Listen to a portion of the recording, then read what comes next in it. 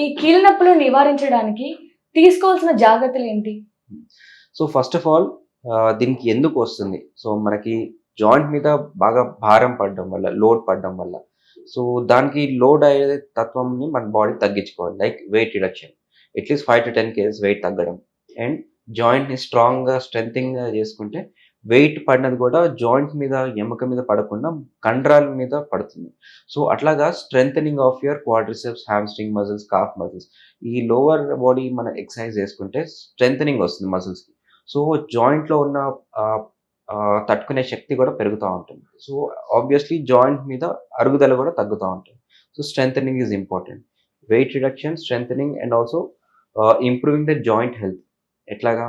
By doing some exercises like frequent walking, cycling వీటితోటి blood circulation చాలా improve అవుతుంది. And bone health కూడా like మనకి ఆస్టియోపోరోసిస్ అంటాం. బోన్స్ వీక్‌నెస్ అంటాం. Calcium, vitamin D deficiency, magnesium deficiency and ఫీమేల్స్‌లో menopause అయ్యాక కూడా వాళ్ళకి కాల్షియం డెఫిషియన్సీ చాలా ఉంటుంది. సో దీనివల్ల చాలా ఫాస్ట్‌గా జాయింట్స్ అరుగుదల ఫార్మ్ అవుతుంది.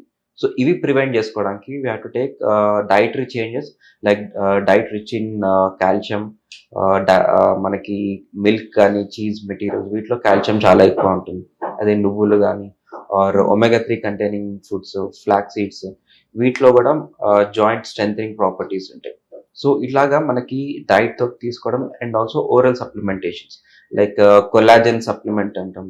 Type 2 collagen, chondroitin sulphate and also మనకి ఇంట్లో ఈజీగా దొరికే పసుపు ఉంటుంది. సో దీంట్లో కూడా మనకి జాయింట్‌లో ఇన్‌ఫ్లమేషన్స్ అవి తగ్గే అవకాశం ఉంటుంది. సో ఇట్లాగా మనము weight reduction, exercises, strengthening, joint health protect చేసుకోవడం, జాయింట్స్‌ని దృఢంగా చేసుకోవడం like calcium, vitamin D supplementation వీటితోటి జాయింట్ పెయిన్స్‌ని ఆల్మోస్ట్ మనము కంట్రోల్ చేసుకోవచ్చు.